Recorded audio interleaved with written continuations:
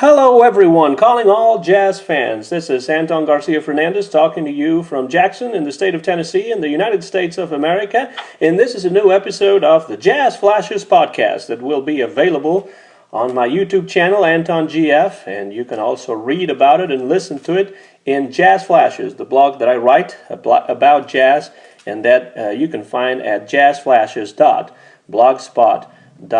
Welcome to the show. It's going to be a very interesting conversation today about a man that I have revered all my life. Ever since I first got interested in jazz many years ago, the name of this man has been in my head. It has been on the covers, on the back covers, on the liner notes of records that I had and that I still have and that I listen to regularly. I'm talking about the great jazz impresario and producer and all-around jazz guy, Mr. Norman Granz. And to talk about Norman Granz, we're going to be welcoming to today's episode, number 13 of the Jazz Flashes podcast from Newark, New Jersey, a man that is working at the Institute of Jazz Studies at Rutgers University and who has written a fantastic biography of Norman Granz entitled Norman Granz, the Man Who Used Jazz for Justice, published by University of California Press back in 2011. We're talking about Tad Hershorn. Welcome to this edition of the Jazz Flashes podcast, Tad, and thank you so much for being here. Well, good morning, Anton, and listen, I appreciate the invitation.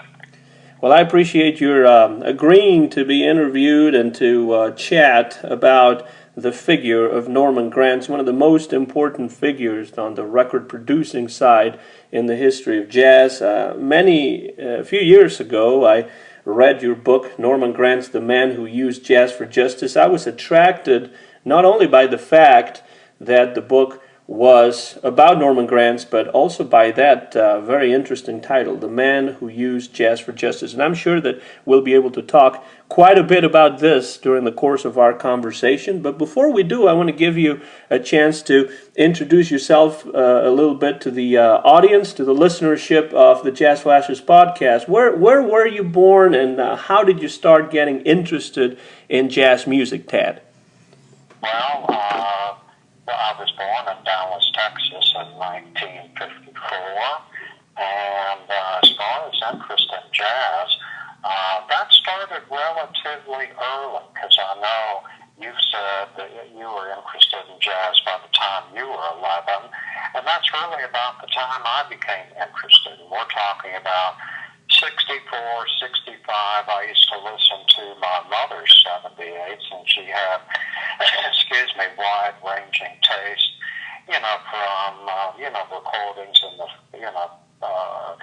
40s, that's the first time I heard Nat Cole, the Basie Band, or Duke Ellington, and the like, and I just kept following that trail until 1968, when the recordings of Donna Washington, really took me the rest of the way into jazz. I would say also, by way of preface, both of my parents were journalists. My father was a national photographer magazine photographer out of Dallas.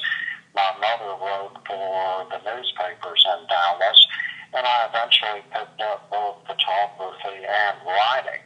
So anyway, in 1969 is the first time I went out and photographed, internationally known jazz artists. One of George Weed's package shows that came to Dallas in July of 1969, and the very first artist I photographed was Miles Davis, and members of what would become just the musicians on Bitches Brew. That was followed by Nina Simone, followed by B.B. King, Blood, Sweat, and Tears, Hugh Masekela, and that was my first, experience photographing, as I said, nationally known jazz artists. The next year, 1970, I did the same thing when the show came to town. And even back then, given the fact that I was really exposed to photojournalism to my father's work, I wanted to develop more or less a historical file of prominent artists, and did that on and off for 30 plus years. Is there anything particular that stands out to you of those years when you were around these jazz musicians as a photographer? Because, a lot of us have never had that chance to be around the musicians, and we know them through their recordings, but we have never really been around them, and you have had that chance. Is there anything that stands out of those years?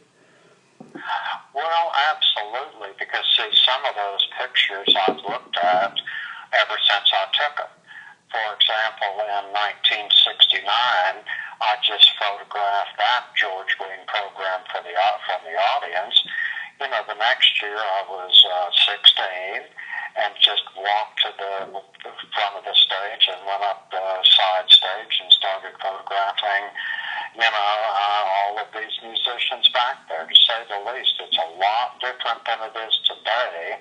But I went backstage and there was Jimmy Smith and Les McCann and Nat and Cannonball Adderley and Roberta Flack. That was just when she was, starting out. And I was just able to catch all of these, captured as photojournalism. The thing is, if all you have, are the opportunities to shoot performance, then you do that. But even then, your attitude and feeling about the artist deeply informs, very expressive pictures. So, I can cite a lot of specific memories because I've had that film and printed it, on and off for years. One could say that more than any other musical genre, the relationship between jazz and photography has been very close. There's a certain iconic value to certain of these jazz musicians, those great, photographers over the years that have taken really well-known and really artistically pleasing pictures of jazz musicians in a way that maybe has not been the case with other musical genres. Would you agree with that? And if so, why is jazz photography so captivating? Well, first off, I don't agree with that because, you figure, let me just kind of give an example of what I mean. Having a background, matters tremendously in photographing anything. I go back to when I worked for the University of Texas Daily Texan newspaper, and I just worked one semester in the fall of 1975. And that was the year their big-time coach retired, and the stadium's named after him, and all of that stuff. Well, I could give a damn about sports to begin with. They sent 5 of us over there, and then they did like a double picture page, and to my amusement, they didn't use any of my pictures because they had 4 people who could really do it. And the same thing with my relationship to jazz musicians, photographers' relationship to any kind of news, culture, all the things that photographers do. War photographers have their way, just go straight down the list, right? News photographers, nature photographers, and, the ones who are really great are the ones who are so in sync with their subject that they get immortal works of art. What I mean is that there are certain jazz photographies that have become iconic, certain pictures of Miles Davis or John Coltrane in a way that maybe doesn't happen in other fields of music like country music or even rock and roll. Well, first off, I just disagree. If you and I, were deep fans of any line of interest, you're going to get those iconic images that are known by people who know those endeavors.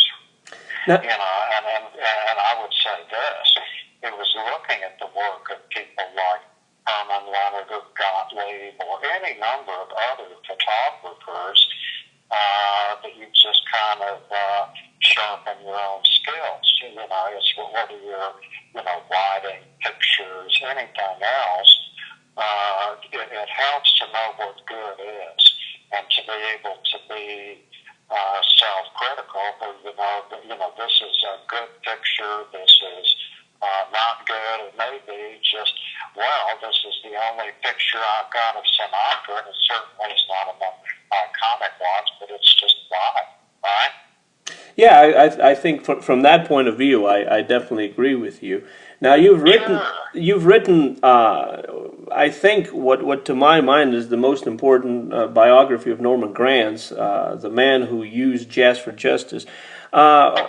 What was your? That's because there's really nothing comparable to it. There are a couple other, there's one in particular that came out that is just really more of a cut and paste job rather than a fully researched narrative biography. Now, what was your first encounter with the name of Norman Granz like? When did that happen? Well, I would say really when it came to the fore was I did 17 years in smaller Texas newspapers, and on my first job, my mother was an entertainment writer for the Dallas Morning News, and Pablo Records, Norman's last recording label, would come to her office. The guy would assign her to review them, and she just called me up and said, "Hey, would you like to review these under my column head?" And I said, "Well, sure." And so I just got all of these recordings and loved them, and just wrote reviews. And she would say, "Well, this is my son who is a jazz fan, and this is his take on this stuff." And it's curious because Norman was very attuned to what people wrote about his recordings, and knew that the Dallas Morning News was doing regular, reviews of the recordings. And then it was not, and I thought, I looked at the covers of those, and those were black and white. And I thought, in some cases, I just wanted to, just do some of my own work on these artists, and we're talking about Ella Fitzgerald and Count Basie and Joe Pass and Oscar Peterson and, Clark Terry or Herb Ellis. You just go down the list of people who were appearing on that label or who had had previous relationships with Norman. And in I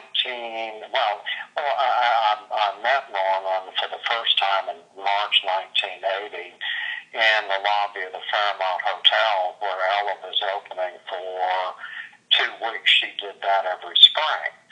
And I'd done enough of this stuff that I called Norman on a Friday and said, "I'd like to come out to Los Angeles and show you my work."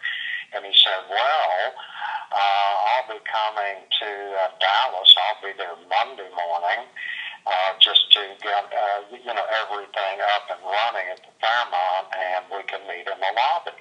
So I called a friend of mine in Austin who is a big music fan, and I said, "Well, guess who I'm meeting Monday morning? Would you like to come up?" And he drove up, and we went over there. And I remember calling Norman. He said, "Call at 10:30. I call him at 10:25, and he says, "You're early. I have more important things to do than come down and look at your pictures. I'll be there in a few minutes." And I thought, whoa. And as I write in the book, he came downstairs and he flipped through this handmade book of my photographs like he was looking at blank pages. And he said, "My records are so esoteric, people would buy them if they were in grocery bags," which is just a classic line. And it was also during this time that I met Pete Cavella, who was Ella Fitzgerald's longtime road manager. He started with the Jazz at the Philharmonic concerts in his death in 1990, but the last 10 years of his life, I met him on the road and just really all over the place, and it just allowed me a certain, access to photograph Ella Fitzgerald. What I wanted to do once again was to build a historical file. And in 1981 and again in 1982, I wrote Norman letters saying, I'm interested in writing your biography. Because after I met him, I did a little research, and, you have, as you said earlier, a historic role in terms of jazz recording. There are people who believe, that he may have recorded more recordings as a producer than anyone in the history of recording, regardless of genre. His jazz at the Philharmonic concerts were the first thing of their type. The jazz historian and contributing downbeat senior editor John McDonough went so far as to say there are two mavericks that changed the face of jazz in the 1940s. Charlie Parker changed the way it was played. Norman Granz changed the way it was sold. And that he, just kind of had a vertically integrated jazz conglomerate all the way from, having some of the top talent in the business to all the way to recording and et cetera. So, you're talking about a giant in the field itself. And when you get to the other aspect of it, which he absolutely would not tolerate segregation, going back to when he started booking nightclub jam sessions in his hometown of Los Angeles, all the way to when he was a worldwide force. It was strictly on his terms as far as no segregation, and he did this at a point when he had everything to lose. So this was not just, an add-on. That is something we'll definitely have to talk about a little bit more in depth coming up, because it's something that sometimes doesn't get recognized about him or doesn't get talked about enough. Now, if one reads your book, one gets an idea, really clearly defined idea of Granz's life and importance within the history of jazz music. Since you got a chance to be in touch with him and meet him in person, what was Norman Granz like as a person, sort of person-to-person relationship with you? It really kind of varied. I would say I met Norman for the second time in 1980, and again said, hey, I'm interested. At that point, it's debatable whether he remembered the letters I had sent earlier. Then I went back to school in the mid-1990s, finished an undergraduate degree that I'd started 22 years before, did a master's in history while I wrote my master's thesis at George Mason University on Norman and jazz at the Philharmonic, citing that period when he toured jazz at the Philharmonic domestically, 1944 to 1957. But it was framed very carefully to emphasize how he saw his life, which was fighting racism using jazz, which he was passionate about. That got his attention. And, I got a cold call from Norman in Houston after I sent him 2 copies of the thesis. I was waiting to get into library school, and he said, you pretty much got the story straight. Now, there are, errors that are tied to your sources, but we can work on that. And that initiated a series of conversations between 1996 and his death in 2001. Most of them are phone interviews, but in the course really getting down to work on the book, I also collected, a whole lot of interviews done by other people. I would say he could be everything from charming and deeply informative. He could also, just be really tough. I would say on a personal level, he and I did not bond, and I'm sorry about that, but it certainly was not necessary to do what I aim to do. And he invited me to Geneva 6 months before he died. That was in May 2001, and I stayed 2 weeks, and we had 4 3-hour conversations, but it was not, it was not very pleasant, just because, look, he was dying. He was already a pretty cantankerous, kind of person, and hey, that's really what it took for him not just to be cantankerous, but to know his own mind in order to accomplish everything that he did. So, you just let that roll off in full speed ahead, but I really wanted to ultimately produce a biography that I thought was really worthy of a great man and one of principle, and is someone who really meant what he said, whether it was, how he dealt with jazz musicians, top pay, accommodations, travel, etc., to just doing what he, could to minimize all of the crap that black, not just black jazz musicians, but he was looking at the whole big picture. But certainly in his realm, he was the real thing.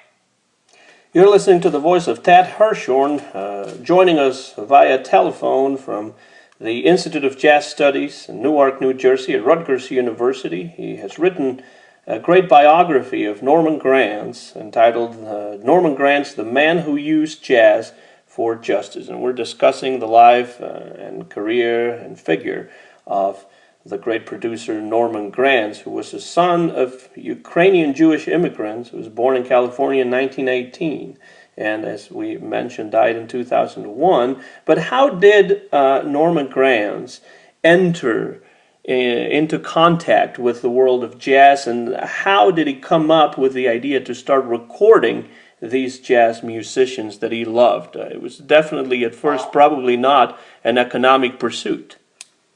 Yeah, well, the way he really got into it was by hanging out at black jazz clubs in Los Angeles.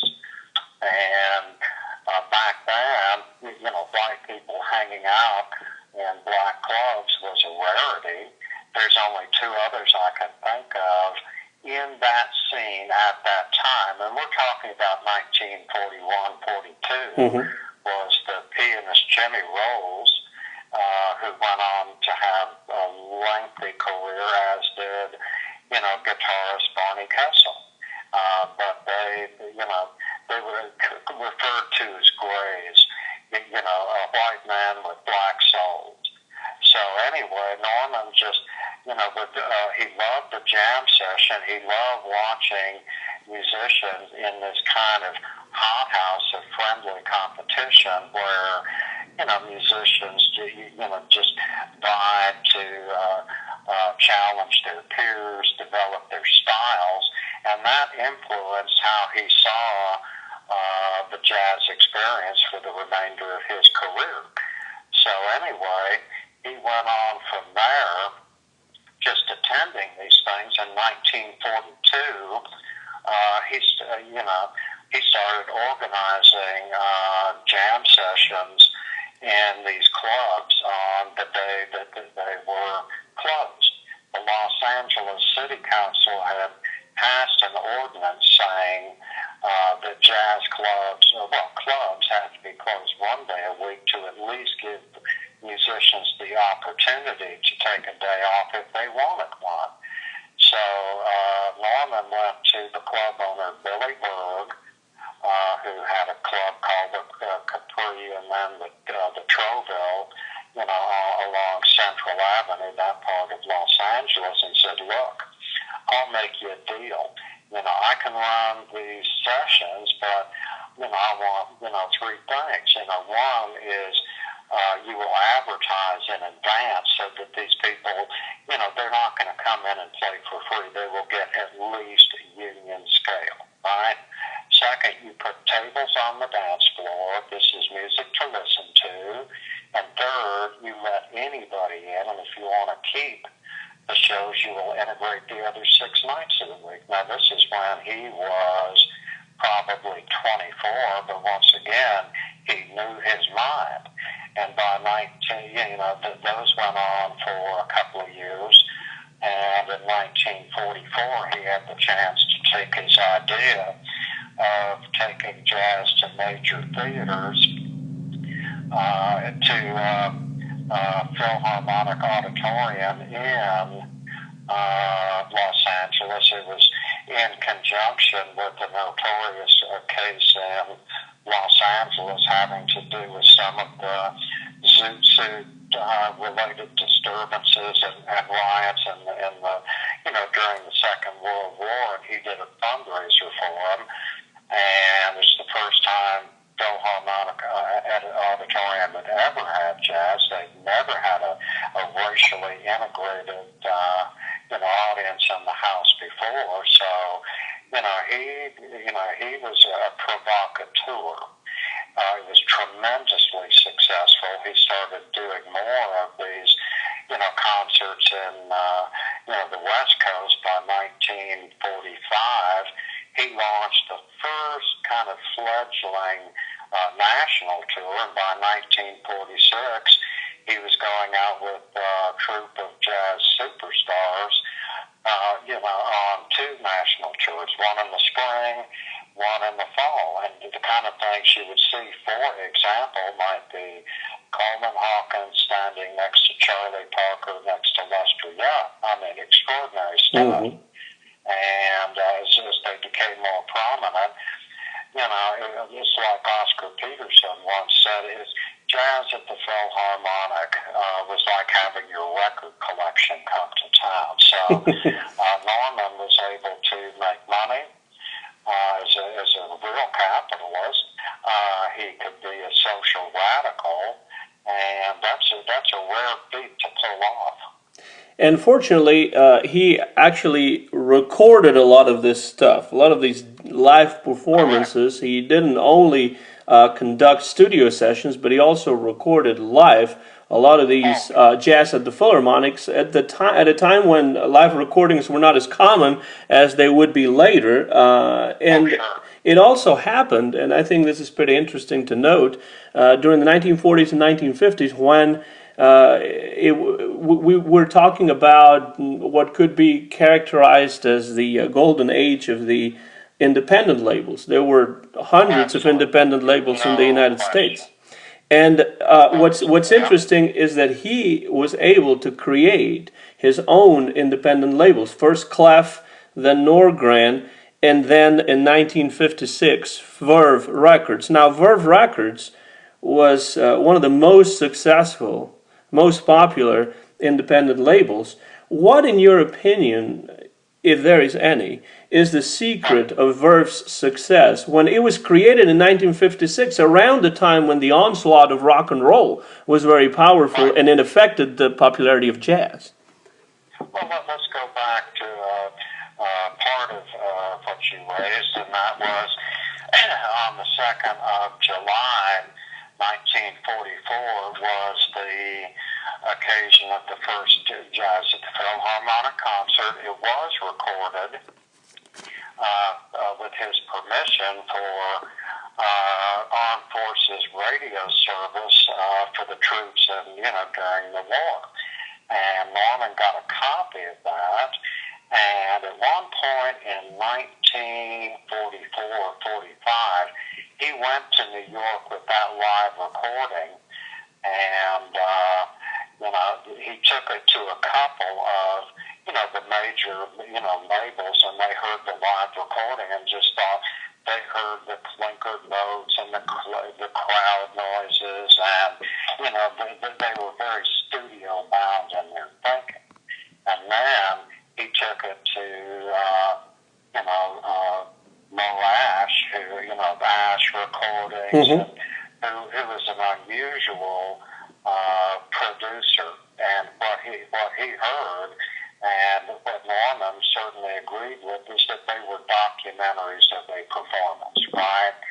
And so they put out Volume 1, and let's just say here that Norman, of his own accord, would not have recorded that first concert, but when he heard it and saw the possibility, you got this, what turned out to be 16 volumes, and you talk about synergy, these live recordings, which they were first in terms of live recordings being issued as on a serial basis.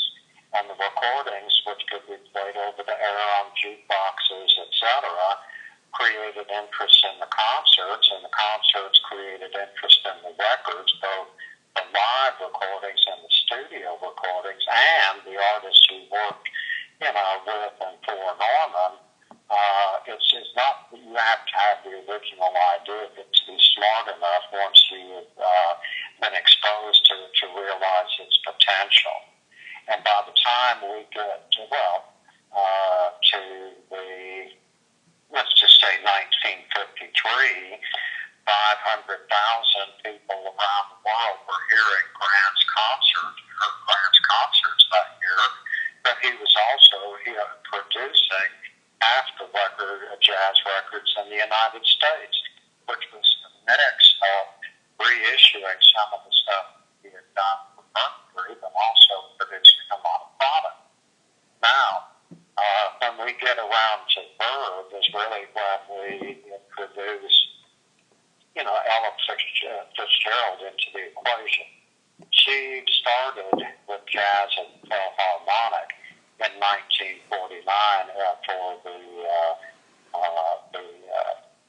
spring tour, which started in Carnegie Hall in February. And Norman said, that's why, even though jazz at the Philharmonic had been hugely popular and profitable, but Ella took it to a whole new level of economic clout. See, Norman wasn't just about making money, but just using the success of his endeavors to expose these jazz musicians to, fight for his principles.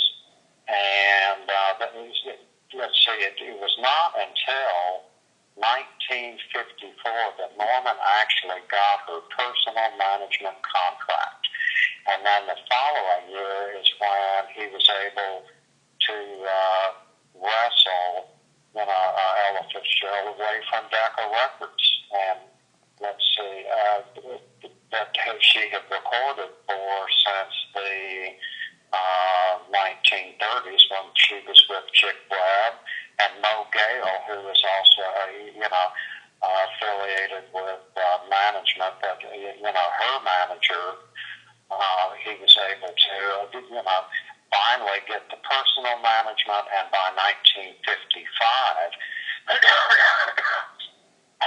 excuse me, be able to record her. And at that point, he started Verve Records. He wanted his style and jazz was the backbone, but he wanted a broader, platform in terms of a record company that could really help showcase Ella Fitzgerald in all of the different ways that she had never been recorded, to bring her career and appreciation for her to the level that he thought it deserved. I think the mention of Ella Fitzgerald is 3 months of starting Verve, they started into the legendary songbook series, which transformed Ella's career, I would say, for the remainder of her professional life. They were that important, in addition to all the other recordings of all the musicians, etc. And that's what I wanted to mention when you mentioned the name of Ella Fitzgerald. Definitely, those songbook albums that Ella recorded starting in 1956 with the Cole Porter one, which I believe was arranged by Buddy Bregman. Sure. It definitely seems to be a turning point for Yes. a label like Verb, which had just been born. But in a Yeah. way, because it looks to me like Norman Granz had an idea of presenting these albums as product to be listened to seriously by people, by a part of the audience that was interested in the album as a work of art, and not just That's exactly right. as a way to make money or to sell records. At a time when so many singles were sold, certain people like Frank Sinatra, for example, but also Norman Granz with Ella Fitzgerald in this case, they were bringing the LP, which had just been born not long before, Absolutely. into a different level. Would you agree with that? Everything but the fact that Sinatra was creating singles, because in 1956 he started the great Capitol Records series. No, I was mentioning Sinatra as another example of a musician like Ella, Absolutely. making Yes, concept he had albums in a way. Yeah, he had a different concept. They were more or less, mood-based things, but they were very, very carefully arranged in terms of their impact. And to say the least, Sinatra just had an approach to song that was very dramatic, very personal. Ella and Norman starting out with the songbooks, was to recognize the great, not just the people who wrote the melodies, but the lyricists, and to create a real canon of that work that just continues its influence until this day. And that's something that Lee Wiley had begun in the 30s and 40s, but it was really taken to the next level by Granz and Fitzgerald. That's right. Now, I think I've said it on this series of podcasts before, but when it comes to jazz, there's something about the live music that's very interesting and very different from the studio recordings. I have said before, for example, that sometimes I like, when it comes to swing big bands, the live air checks that survive better than their studio recordings. I agree. I think it's interesting how, in a way, Norman Granz, after recording the jazz at the Philharmonic, or maybe following this same idea of the jam session as a democratic process, which I think I've read somewhere in the book, you mentioned something about that. Norman Granz brings this idea of the jam session also into the recording studio. In your opinion, what were Norman Granz's best qualities as a record producer? Well, I think among them is he just wanted the artist to produce the best he or she could do, and to create an atmosphere. To have a producer who first off, is not beholden to anybody. He can go in the studio and do as he pleases with the musicians he pleases, and let him do things in works that are that expand what they do. I mean, for example, you talk about being swept away by Ben Webster when you were 11 years old, and it was a Verve record. Well, Norman would put musicians with strings if they wanted it. He would spend the money for people to record big bands, to bring ideas to the table. And he wasn't afraid, and I think before we began recording this, we discussed this before. He wasn't afraid to go for some ideas that on paper might sound outlandish, but that sounded really good once they were actually put into practice and recorded. I'm thinking particularly of the Fred Astaire meets Oscar Peter song, Astaire story, set, which was, I think, a 5 LP set or something like that. But it's something that nobody had done before with Astaire, and it brings out the jazz singer in the great dancer. Well, that's right. And what's interesting about that is Norman had was a great admirer of Astaire, and he actually went to him with that idea, and he originally wanted to do it kind of as a private memento, and it kept going on and on and on, and all of a sudden we had all of this music, and put it out again, like the recording the jazz scene or other things that are really, like you said, the album itself is a work of art. Mm-hmm.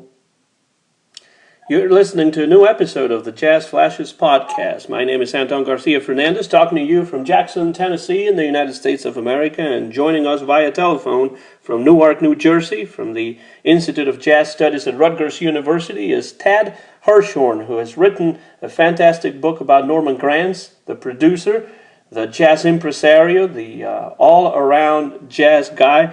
Norman Granz, the man who used jazz for justice, published by the University of California Press back in 2011. And if you have not read it, I recommend that you go out and get yourself a copy, because if you like jazz and if you're interested in good jazz from the 1940s all the way to the 1980s and beyond, you need to read this book by Tad Hershorn.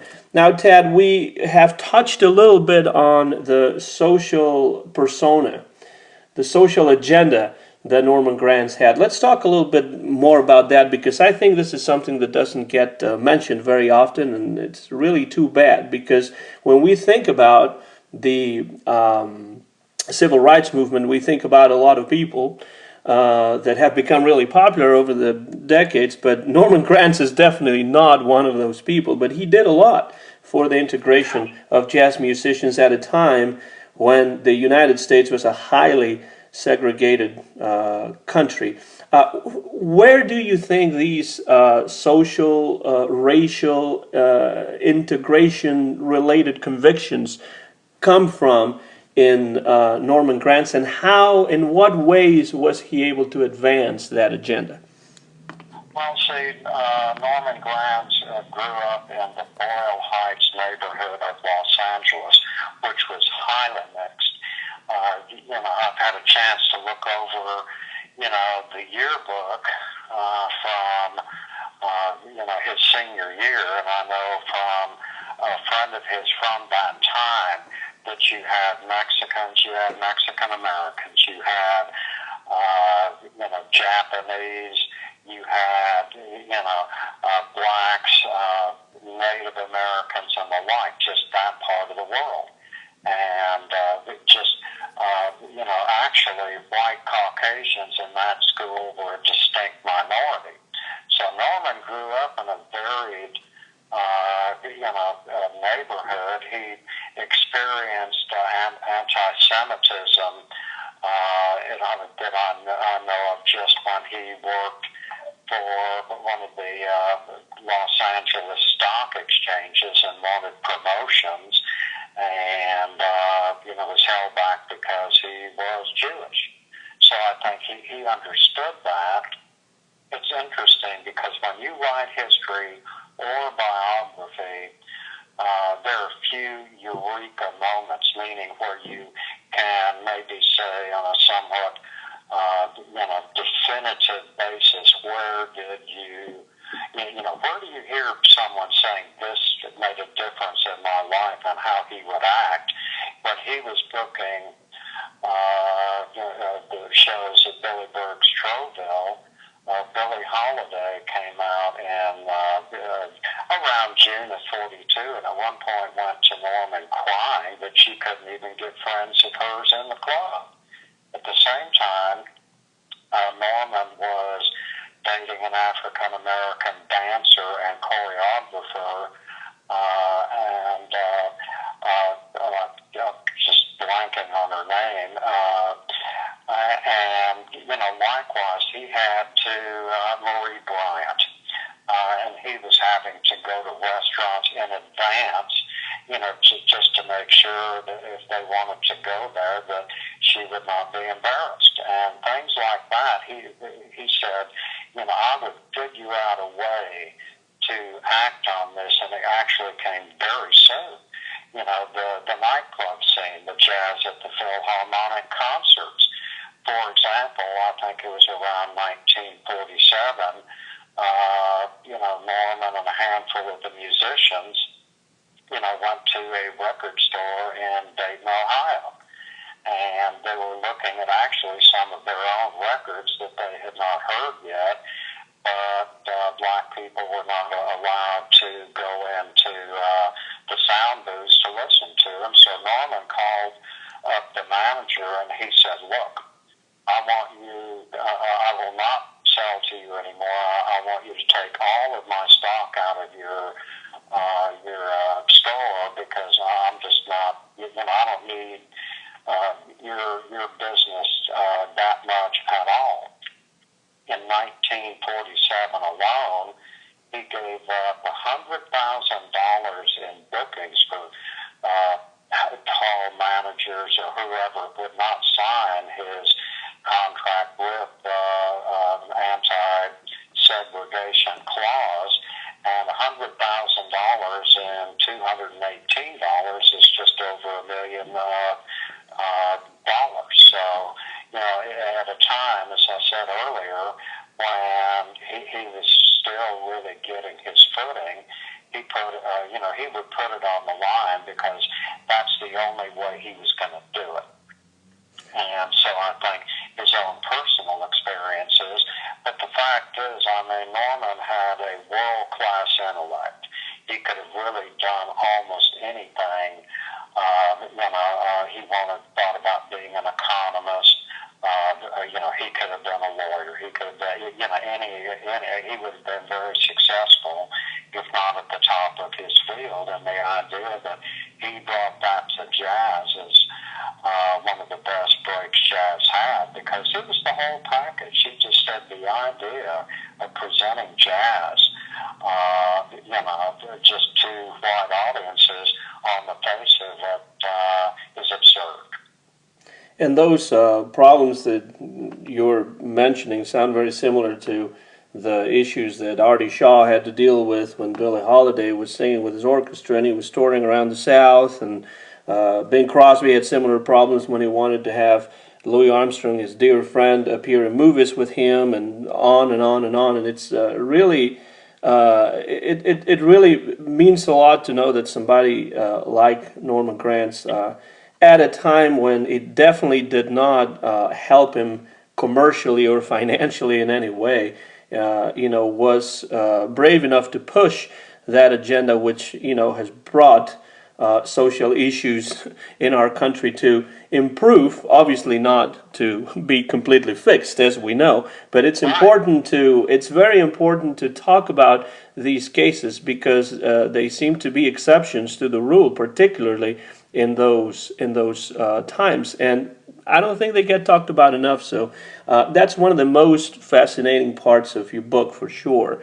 Well, for example, the evidence is so deep, and look, I looked at all sorts of media, the black press, the general interest newspapers.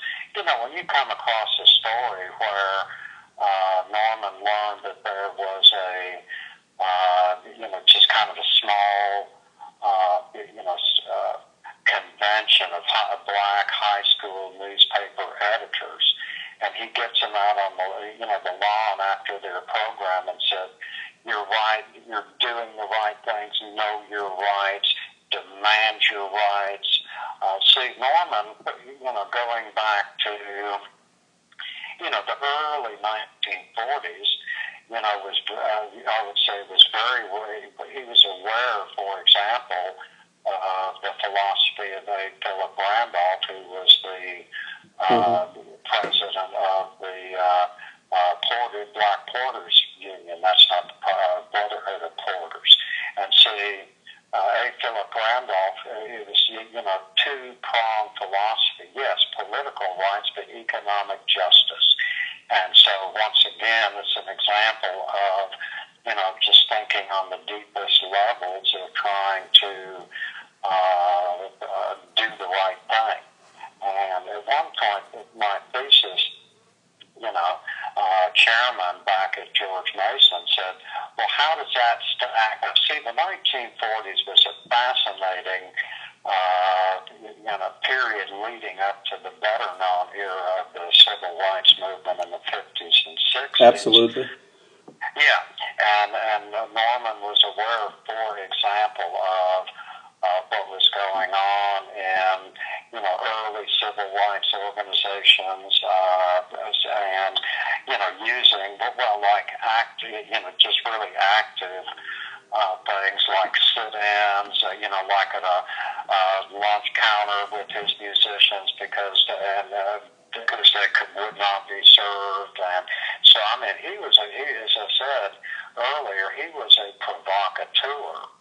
And I would, just say furthermore that, the whole topic of white managers having to do with any aspect of black life is fraught, right? Mm-hmm. But I just knew when it came to Norman Granz, the evidence is so deep. But look, I had a long time to pull together material, and you lay it out, and no one has ever, challenged the idea that Norman was anything less than a straight-up guy who really, or just thinking that I built a false portrait. Norman Granz was the head of Verve Records for about 5 years, between 1956 and 61, and then he sold his interest in the company. Apparently Frank Sinatra wanted to buy it at some point, but he was rejected. Well, that was a personal thing. He really hated Sinatra, and, but, yeah, see, that's an example like in 1957 when he stopped touring JATP, Jazz at the Philharmonic in the United States. He just felt like he'd had a very successful run of, 13, 14 years, but he was just tired. The audiences were diminishing, different, there were just different trends in American popular music. He kept Verve, as you say, for about 5 years, and there were people such as his attorneys that said, you hold on to this for, a few more years and it's going to be even more valuable, but he was just tired. He wanted to move on. He did not like the record business. And he went back to the record business in 1973 with Pablo Records, in part, mainly because he felt that his contemporaries, musicians who he loved and who made him successful, just had few opportunities to record when he thought they really still had something to say. So there's just a deep personal loyalty to the music and the people who create it that is just indelible and undeniable. Pablo Records, which was named after his friend Pablo Picasso, the great Spanish painter. Yes. Do you see any specific differences between Pablo Records in the 70s and 80s and Verve in the 1950s? Not really. Look, as I said, Norman's attitude about jazz in terms of jam session type experiences, that which, as you implied earlier, look, Norman thought the jam session, he equated that with the democratic ethic. You could either do it or you couldn't. Skin color did not matter, and talent did. So, I would say, when Norman got back into recording in 1973, he also did what he did before, which is just record and record and record. Now, I would say that what Verve Records did for Ella Fitzgerald in the 1950s, the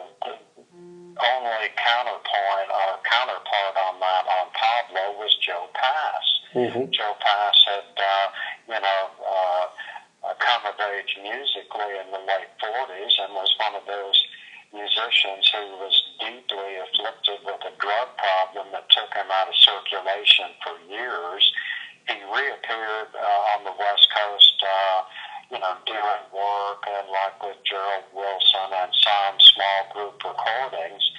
But Norman heard him in 1972, and when he saw what he was doing with as a soloist and his incredible skills working with Oscar Peterson and all the people on the Pablo label, but especially what he did with Ella Fitzgerald, that turned him in from an insider's guitarist to someone who had an international concert career.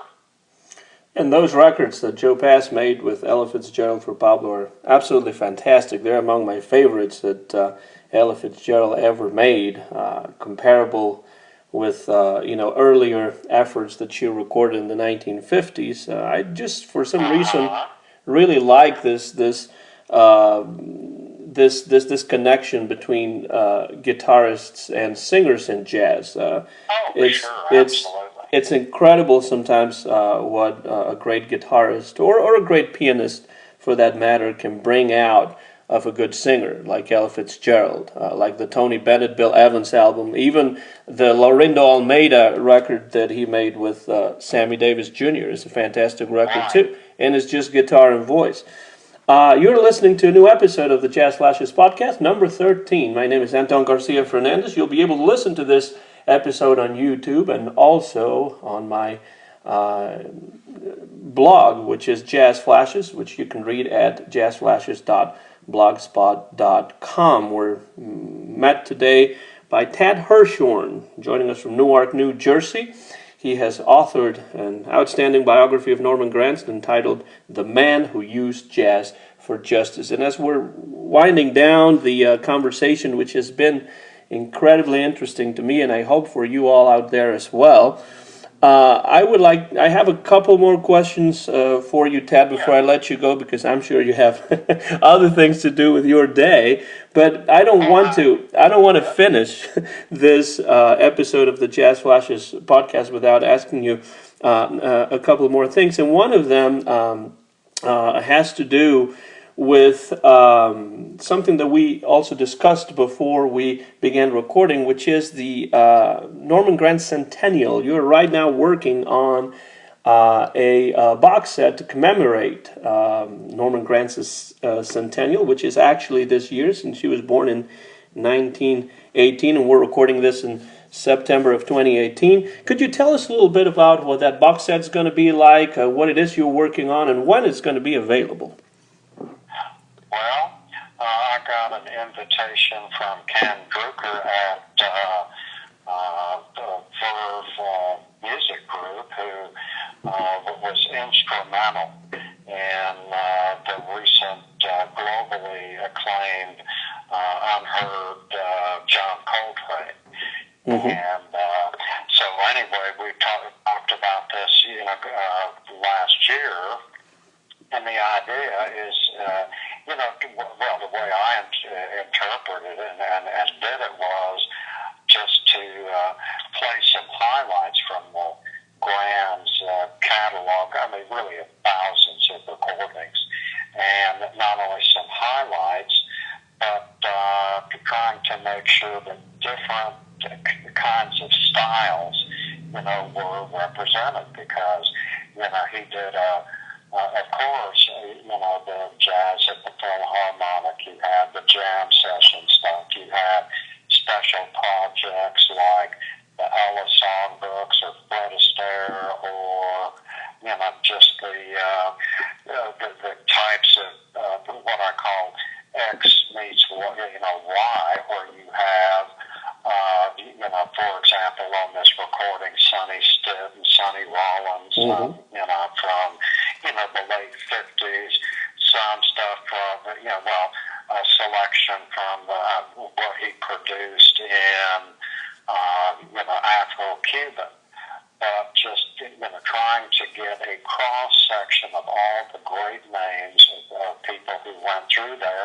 knowing that on 4 CDs, it's not going to be it's adequate, but there's no way to make it as complete as one might want. But hey, just the idea of celebrating Granz at this time is a real thrill, and one that the folks that not only Burr but people their colleagues internationally are excited about having the opportunity to distribute. So to me, it's kind of as good as it gets. And it's coming out in the month of November, is that right? It is coming out in November. Well, we'll be looking forward to that for sure. Since you have been looking through the many Norman Granz produced sessions and recordings over the decades, beginning in the 1940s. Would you venture to mention some of your favorite records produced by Norman Granz? It doesn't have to be, one or two. You can just mention some that come to mind that you enjoy listening to. Well, I mean, look, I love the jazz philharmonic stuff. The jazz scene, which was an album that was put out in 1950, is a very experimental record where you have just such a range of musicians, and Granz just told them, do anything you want, take the time. We'll take the time in the studio. He wanted to produce a snapshot of jazz in the late 40s. And what you get there it's kind of an esoteric record.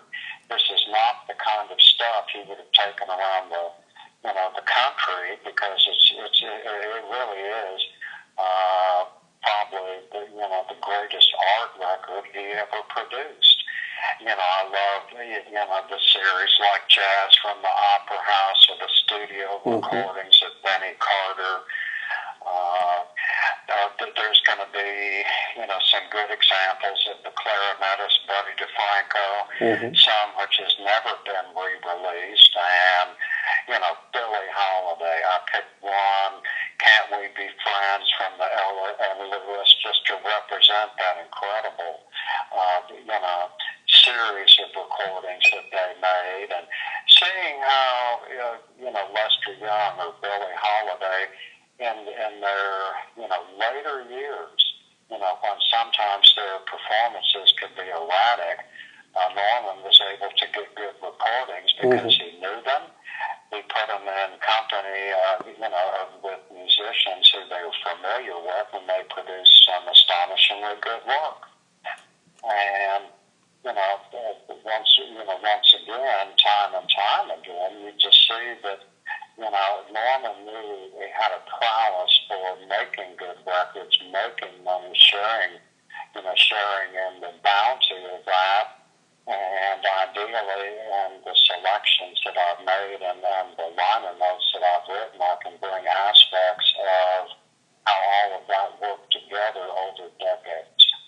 Those Billie Holiday sessions that you recorded for Verb, surrounded by great jazz musicians, are particular favorites of mine, because in a way they mirror the recordings that she made earlier for Columbia with small groups, including Press, of course, but many other musicians as well. But the difference is that in those Columbia recordings, Billie Holiday, one could say that she was another one of the soloists on the record. She doesn't get precedence over the other musicians, whereas on this later sessions with Granz, she is the star, but there's plenty of room for the others to shine as well. Well, I learned a lot about those from Jimmy Rolls, who I got to know in the early 80s and produced a unpublished manuscript, so I learned a lot about that. And what Granz was doing during that time with Holiday from 52 to 57 was really kind of featuring her doing songs from the Great American Songbook, the composers and songwriters and lyricists. So that was a whole other dimension and body of work than she did. And I think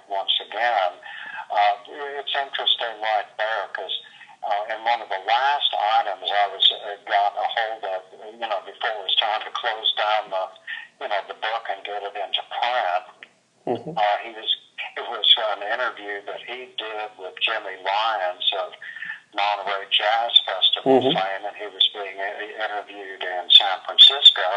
And he said, "Well, what about Bird?"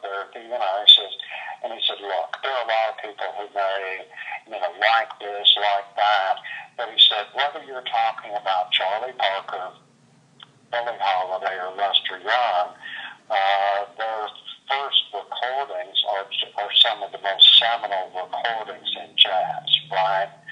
And but does that mean that when they get, move on, especially with Parker? I mean, his life was so unstable, and Norman at least, provided a framework.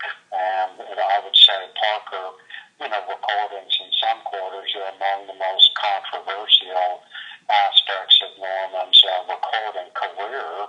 But with Lester and Billy, says you don't, the idea that somehow you leave these people just unappreciated. I mean, because Norman really took great pride just from the standpoint that he helped put food on the table, and these people deserve, good, salaries and money for what they do, and the more you record them, the better. So I think there was a humanity in how Norman viewed jazz musicians. And finally, Tad, the book. I want to give you a chance to tell the audience out there who may not have read the book, may not have heard of the book, and are listening to this conversation we've had for the last several minutes. I want to give you a chance to let the audience know what they will find if they get a copy of Norman Granz, The Man Who Used Jazz for Justice. Well, beginning with the master's thesis, beginning in 1970 or 1994 until its eventual publication 17 years later. I mean, that's more research than goes into the lives of musicians. And I really felt Norman was a unique enough figure to give it everything I have, to be fair. I thought to do try and clean up the rough edges or kind of dump on him, either would have been a disservice. So I was, and luckily for me, my background in writing is journalistic instead of academic, because, once again, you have a lively, dramatic, interesting story, and I've tried to write it in a way that lets that speak for itself. And that's there's not much theory in it. Well, that might be journalistic versus academic approach. If you ask me, that might be a positive thing. Thank you very much, Tad Hershorn. I really appreciate your answering our call today here on the Jazz Flashes podcast. It's been an absolute pleasure having you as a guest on the show, and I truly appreciate your time and your magnificent work on Norman Granz and on jazz in general. I'd really, truly appreciate it. I appreciate your time and your interest, because it sounds like you and I have been in league, appreciating the work of Norman Granz and getting the word out. So I figure we're kind of equals there. Thank you so much. I feel exactly the same way. And to everybody out there, the book is Norman Granz, The Man Who Used Jazz for Justice, published by the University of California Press back in 2011. If you haven't heard about it, if you haven't read it, make sure you get yourself a copy. Our guest today was Tad Hershorn, joining us from Newark, New Jersey, from the Institute of Jazz Studies at Rutgers University. And, of course, we will be looking forward as well to that box set, the Norman Granz Centennial box set, which is coming out in just a few weeks in November.